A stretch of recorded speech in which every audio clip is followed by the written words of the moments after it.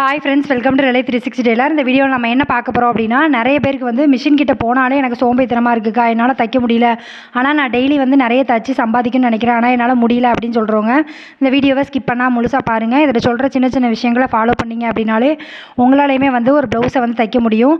நீங்கள் வந்து இந்த சேனலை இப்போ தான் ஃபஸ்ட் டைம் பார்க்குறீங்க அப்படின்னா சப்ஸ்கிரைப் பண்ணிக்கோங்க. இந்த சேனலில் வர எல்லா வீடியோ உங்களுக்கு ரொம்ப யூஸ்ஃபுல்லாக இருக்கும். வாங்க வீடியோக்குள்ளே போகலாம். நீங்கள் இன்னும் மிஷினில் உட்காந்து தைக்கல அப்படின்னா மிஷினில் உட்காந்து தச்சுக்கிட்டே வீடியோ பாருங்கள். அப்போ நீங்களுமே ஒரு ப்ளவுஸ் தைச்ச மாதிரி இருக்கும். எப்போவுமே வந்து நீங்கள் ஒரு தொழில் செய்கிறீங்க, இந்த தொழிலில் எது செஞ்சாலுமே நம்ம வந்து முழு மனசோட நமக்கு ரொம்ப பிடிச்ச விஷயத்த பண்ணோம் அப்படின்னா கண்டிப்பாக வந்து நம்மளால் வந்து டெய்லி வந்து அந்த வேலையை பார்க்க முடியும். அது போக நமக்குன்னு ஒரு டார்கெட் இருக்கணும். நான் இந்த வாரம் வந்து இவ்வளோ சம்பாதிக்கணும், இன்றைக்கி வந்து நான் இவ்வளோ சம்பாதிக்கணும், இந்த டைம்லேருந்து இந்த டைம் நம்ம என்ன நடந்தாலும் நான் மிஷினில் தான் உட்காரணும் அப்படிங்கிற மாதிரி நமக்குள்ளே ஒரு வைராக்கியம் இருக்கணும். அப்படின்னா தான் உங்களால் வந்து தைக்க முடியும். அதே மாதிரி நீங்கள் ப்ளவுஸ் தைக்கணும் அப்படின்னு முடிவு பண்ணிட்டீங்க அப்படின்னா டெய்லி வந்து தைக்கிற மாதிரி எப்போவுமே பிளான் பண்ணுங்கள். இன்றைக்கி வந்து ஒரு வாரம் கழித்து தான் ஒருத்தங்க ப்ளவுஸ் கேட்டிருக்காங்க அப்படின்னா அதுக்கு முந்தின நாள் தான் தைக்கணும்னு எந்த அவசியமும் இல்லை. நம்ம முன்னாடியே தைக்கணும் அப்படிங்கிற மாதிரி நீங்கள் வந்து பார்த்துக்கோங்க. எப்போவுமே வந்து அந்த கடைசி டைம் வரைக்கும் தைக்கணும் அப்படிங்கிற மாதிரி இருக்காதீங்க. ஒரு அர்ஜென்ட் ப்ளவுஸை நம்ம அப்படி தைக்கிறோங்கிறது வேறு, டெய்லியுமே அதை வழக்கமாக வைக்கக்கூடாது. இதில் நிறைய டெய்லர் வந்து பண்ணுற மிஸ்டேக் என்ன அப்படின்னா, அவங்க வந்து அடுத்த வாரம் செவ்வாய்க்கிழமை தானே கேட்டிருக்காங்க, திங்கக்கிழமை தைச்சா போதும் அப்படிங்கிற மாதிரி நம்ம கிடைக்கிற டைம் எல்லாத்தையும் வேஸ்ட் பண்ணிவிட்டு அன்னைக்கு உட்காந்து மாங்குன்னு தைப்பீங்க. அப்போ வந்து அந்த இது மேலே வந்து ப்ரெஷராக இருக்கும். நமக்கு வந்து அந்த டயத்தில் ஏதாவது ஒரு மிஸ்டேக் வரதுக்கு வாய்ப்பு இருக்குது. அதனால் நீங்கள் எப்போவுமே வந்து கிடைக்கிற டயத்தில் வந்து முன்னாடியே தைக்கிறதுக்கு பழகுங்க. அட்லீஸ்ட் வந்து கஸ்டமர் செவ்வாய்க்கிழமை கேட்டால் ஞாயிற்றுக்கிழமையே நம்ம கையில் தச்சு இருக்கிற மாதிரி பார்க்கணும். அப்படின்னா தான் உங்களுக்கு இந்த தொழில் வந்து கை கொடுக்கும்.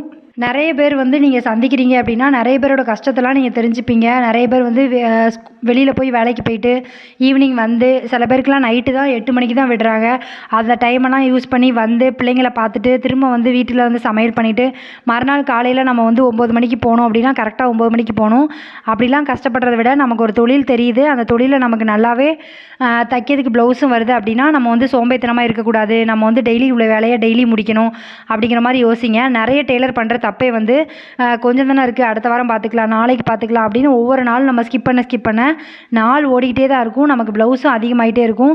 அப்போ பெண்டிங் ப்ளவுஸ் அதிகமாக வருது அப்படின்னா ஒரே நாளில் வந்து உட்காந்து தைக்க முடியாது. அதனால் கிடைக்கிற டயத்தில் வந்து டெய்லி தைக்கிற மாதிரி பாருங்கள். வீட்டில் இருக்க வேலையும் பார்த்துட்டு ஒரு அட்லீஸ்ட் ஒரு 3 மணி நேரமாவது மிஷினில் உட்கார மாதிரி பார்த்துக்கோங்க.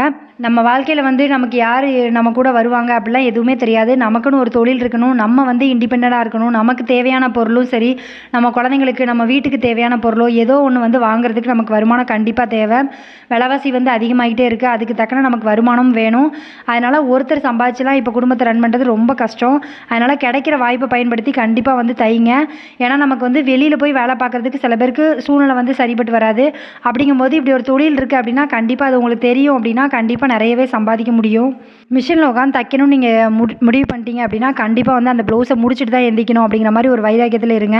அதே மாதிரி நமக்கு வந்து எதெல்லாம் வந்து டிஸ்ட்ராக்ட் பண்ணோம் அப்படின்னா ஃபோனை எடுத்தோம் அப்படின்னா கண்டிப்பாக நமக்கு வந்து அந்த நேரம் வந்து எப்படி போகுதுன்னே தெரியாது. அதனால் ஃபோனெல்லாம் வந்து கொஞ்சம் வந்து தள்ளி வைங்க. இல்லை நீங்கள் ஏதோ வீடியோ பார்க்குறீங்க அப்படின்னா கூட வீடியோ பார்த்துக்கிட்டே கூட தைக்கலாம், நம்ம வேலையும் நடந்த மாதிரி இருக்கும்.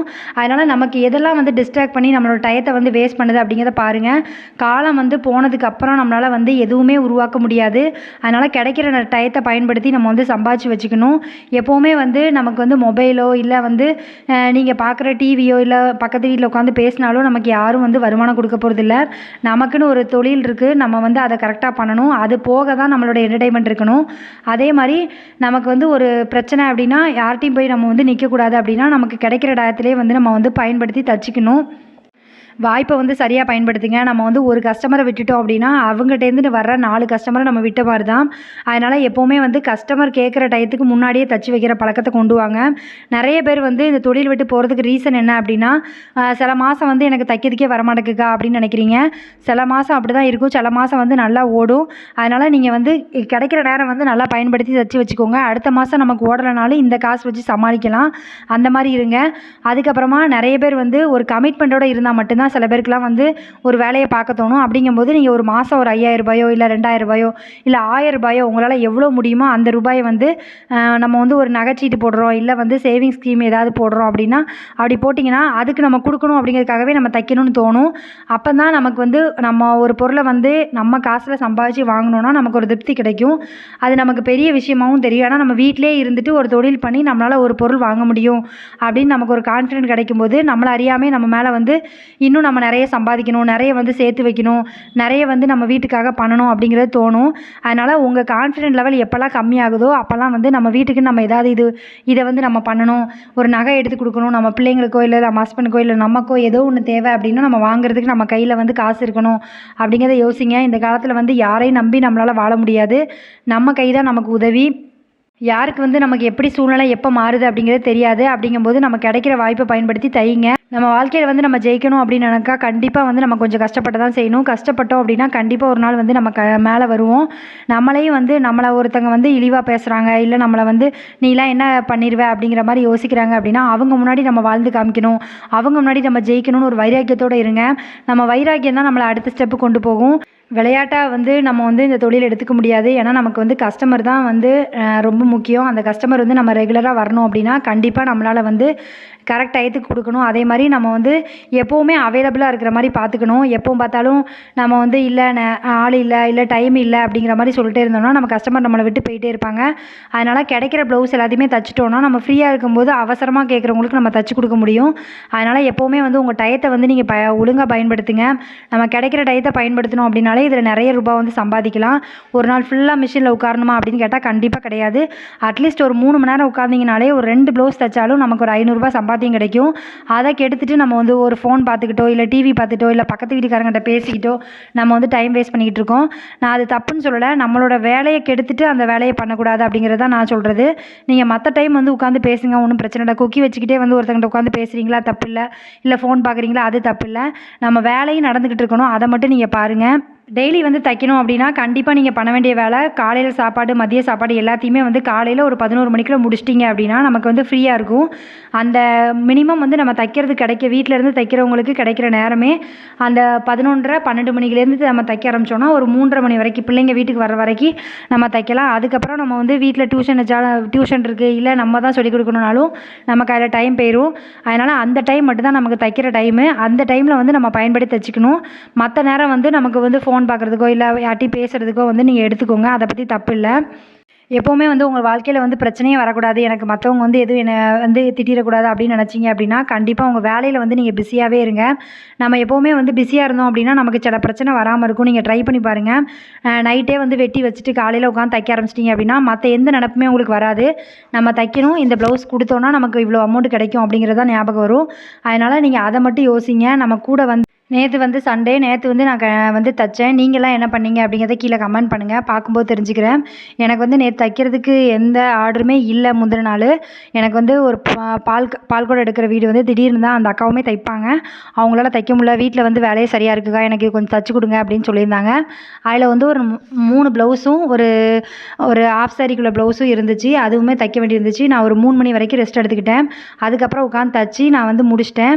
இப்படி தான் வந்து திடீர்னு வர்ற ஆர்டரை வந்து நம்ம ஹேண்டில் பண்ணணும். கண்டிப்பாக வந்து நான் இந்த 3 ப்ளவுஸும் வேண்டாம்னு சொல்லியிருந்தேன், அவங்க வேறு யார்ட்டையா கொடுத்துருப்பாங்க. எனக்கு ஒரு 1000 ரூபாய் அதில் கிடைக்கிறது வந்து வருமானம் நின்றுருக்கும். அதனால் கிடைக்கும்போது பயன்படுத்துங்க. நம்ம இப்படிலாம் வந்து ஒரு அவசரமான காலத்தில் நம்ம தைச்சி கொடுக்கும்போது தான் அவங்களுக்கு வேறு யாருக்காவது வந்து அவங்க ஃப்ரெண்டுக்கோ இல்லை அவங்களுக்கு தெரிஞ்சவங்களுக்கோ வந்து தைக்கணும் அப்படிங்கும்போது நம்ம யோசனை அவங்களுக்கு வரும். கண்டிப்பாக அவங்க நம்மகிட்ட சொல்லுவாங்க. அப்படியுமே நிறைய கஸ்டமர் வருவாங்க. எப்போவுமே வந்து கஸ்டமர் நிறைய வச்சுக்கோங்க, அப்போ தான் டெய்லி வந்து வருமானம் கிடைக்கும். அதே மாதிரி நம்ம கஸ்டமர் வந்து ஏதாவது குறை சொல்கிறாங்க அப்படின்னா அதை கரெக்டாக வந்து சரி பண்ணதுக்கு ட்ரை பண்ணுங்கள். அதை விட்டு அவங்ககிட்ட வாதாடி சண்டை போடணுன்னுலாம் அவசியம் இல்லை. நம்மளால் முடிஞ்ச அளவுக்கு அதை சரி பண்ண கற்றுக்கோங்க. இல்லையா அவங்களுக்கு வந்து வேறு யார்ட்டையா தைச்சிக்கோங்க அப்படிங்கிற மாதிரி சொல்லிடுங்க. அதுக்காக நம்ம வந்து அவங்ககிட்ட சண்டை போடணுன்னு எந்த அவசியமும் கிடையாது. நீங்கள் வந்து சனிக்கிழமை எத்தனை ப்ளவுஸ் தைச்சிங்க, ஞாயிற்றுக்கிழமை தைச்சிங்களா அப்படிங்கிறதுமே கீழே கமெண்ட் பண்ணுங்கள், பார்க்கும்போது நானும் தெரிஞ்சுக்கிறேன். பிகினராக இருக்கவங்களுக்கு டெய்லி தைக்கிறது வந்து கொஞ்சம் கஷ்டமாக தான் இருக்கும், நான் இல்லைன்னு சொல்லலை. ஆனால் நீங்கள் ஒரு 2 ஹவராவது மிஷினில் உட்கார மாதிரி பார்த்துக்கோங்க. அப்போ தான் உங்களுக்கு வந்து டெய்லி கொஞ்சம் கொஞ்சமாக வந்து டைம் இன்க்ரீஸ் பண்ணி தைக்க முடியும். ஏன்னா நமக்கு வந்து ஒரே நாளில் வந்து எல்லா விஷயமும் கற்றுக்க முடியுமா அப்படின்னு கேட்டால் கண்டிப்பாக கிடையாது. அதனால் நீங்கள் கொஞ்சம் கொஞ்சமாக வந்து உங்களை வந்து மாற்றிக்கோங்க. ஒரே நாளில் வந்து யாரும் மாற முடியாது. உங்களுக்கு வந்து ரொம்ப வந்து எனக்கு வந்து சோம்பேறாக இருக்குது அப்படின்னா முதல்ல வந்து உங்கள் ஹஸ்பண்டை யோசிங்க. ஏன்னா நமக்கு வந்து சில ஹஸ்பண்டுக்கு வந்து ஞாயிற்றுக்கிழமை லீவ் இருக்கும், சில பேருக்கு வந்து வாரத்தில் ஒரு நாள் லீவ் இருக்கும்.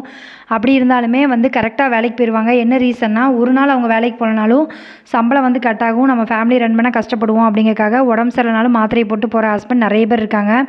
அப்படி இருக்கிற சூழ்நிலையில் நம்மளுமே கொஞ்சம் ஹெல்ப் பண்ணோம் அப்படின்னா இன்னும் கொஞ்சம் வந்து அவங்களுக்கு கொஞ்சம் வந்து ஹெல்ப்பாக இருக்கும். அதை மட்டும் யோசிங்க. அவங்க என்றைக்குமே வந்து எனக்கு போர் அடிக்குது, இல்லை வந்து நான் ஃபோன் பார்க்கணுங்கக்காக லீவ் போட்டு நான் இருந்தேன் அப்படின்னா நீங்கள் வந்து அதை அக்செப்ட் பண்ணிக்குவீங்களா அப்படிங்கிறத யோசிங்க.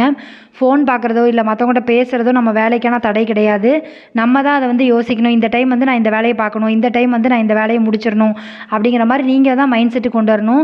நமக்கு என்டர்டெயின்மெண்ட் ஒரு நாள் அப்படின்னா ஞாயிற்றுக்கிழமை எடுத்துக்கோங்க. ஞாயிற்றுக்கிழமை நமக்கு எங்கேயும் போகணும், இல்லை வந்து வெளியில் எங்கேயாவது போகணும்னு நினைக்கிறீங்க அப்படின்னா போங்க, ஒன்றும் தப்பு இல்லை.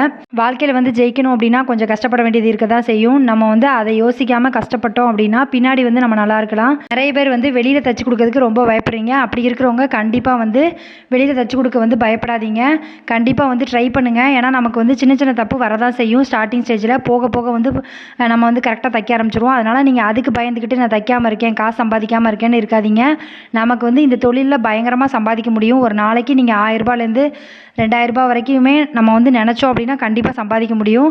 அதனால் நீங்கள் வந்து காசு சம்பாதிக்கிறதுக்கு கிடைக்கிற நேரத்தை வந்து பயன்படுத்திக்கோங்க. தைக்கிற காசையுமே நீங்கள் வந்து சரியாக பயன்படுத்துங்க. நீங்கள் வந்து நம்ம எவ்வளோ கஷ்டப்பட்டு சம்பாதிக்கிறோமோ அந்த பணம் வந்து நமக்கு பிரயோஜனமாக செலவாகணும். அதையும் பார்த்துக்கோங்க. நமக்கு வந்து நம்ம எவ்வளோ சம்பாதிக்கிறோம், எத்தனை ப்ளவுஸ் தைக்கிறோம் அப்படிங்கிறத டெய்லி வந்து நோட் பண்ணுங்கள். கண்டிப்பாக வந்து அந்த நோட் பண்ணால் மட்டும்தான் நமக்கு வந்து எவ்வளோ செலவு பண்ணுறோம், என்ன வந்து நம்ம சம்பாதிச்சிருக்கோம் அப்படிங்கிறது நமக்கு தெரியும். ஒரு ஐடியா இருக்கும். நம்ம எது பண்ணலாம் பண்ணக்கூடாதுங்கிற ஒரு ஐடியாவும் வரும். எப்போவுமே எழுதுகிற பழக்கம் வச்சுக்கோங்க.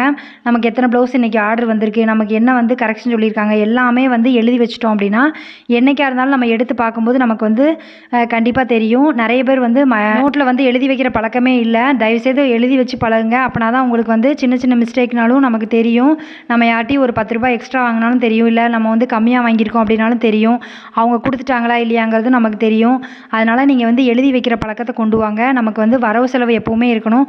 அப்போ தான் அந்த தொழிலில் நம்ம எவ்வளோ சம்பாதிச்சோம் அப்படிங்கிறது நமக்கு தெரியும். இந்த வீடியோவில் சொன்ன எல்லா விஷயங்களுமே வந்து நான் ஃபாலோ பண்ணுற விஷயங்கள் தான் உங்களுக்கு சொல்லியிருக்கேன். இது எல்லாமே வந்து நானும் ஸ்டார்டிங் ஸ்டேஜில் வந்து கஷ்டப்பட்டு ரொம்ப நேரம்லாம் மிஷினில் உட்காந்து தைக்க மாட்டேன், 1 hour தான் உட்காந்து தைச்சிருப்பேன். அந்த மாதிரி சூழ்நிலாம் இருந்து இப்போ வந்து நான் ரெகுலராக தைக்க ஆரம்பிச்சிருக்கேன். அதே மாதிரி தான் நீங்களும் சின்ன சின்ன விஷயங்களை வந்து நம்ம வந்து கொஞ்சம் கொஞ்சமாக வந்து மாற்றிக்கிட்டால் நம்ம வந்து கண்டிப்பாக இந்த தொழிலில் நிறைய சம்பாதிக்க முடியும். Thank you friends. இவ்வளோ நேரம் வீடியோ பார்த்ததுக்கு ரொம்ப நன்றி. இந்த வீடியோ வந்து உங்களுக்கு பிடிச்சிருக்குன்னு நினைக்கிறேன். பிடிச்சிருக்கு அப்படின்னா லைக் பண்ணுங்கள், கமெண்ட் பண்ணுங்கள், ஷேர் பண்ணுங்கள். இந்த மாதிரி வீடியோ வேணும் அப்படின்னாலும் கீழே கமெண்ட் பண்ணுங்கள். உங்கள் ஃப்ரெண்ட்ஸ் யாராவது இப்போ தான் தையல் தொழில் பழகுறாங்க அப்படின்னா அவங்களுக்கு இந்த வீடியோவை ஷேர் பண்ணி விடுங்க. அவங்களுக்கு வந்து இந்த வீடியோ ரொம்ப யூஸ்ஃபுல்லாக இருக்கும். நீங்கள் வந்து இன்னும் பிகினராக தான் இருக்கீங்க, தைக்க கொடுக்க பயமாக இருக்குது, வெளியில் தைச்சி கொடுக்க பயமாக இருக்குக்கா, எனக்கு நானே தைச்சிக்கிடுவேன் அப்படின்னு சொல்கிறவங்க தைரியமாக வந்து தைச்சி கொடுங்க. என்ன தப்பு வந்தாலும் நம்ம வந்து சரி பண்ணிக்கலாம் அப்படிங்கிற நம்பிக்கையோடு செய்யுங்க. சின்ன சின்ன தப்பு வந்தால் பயப்படாதீங்க. கண்டிப்பாக உங்களால் சரி பண்ண முடியும். Thank you friends.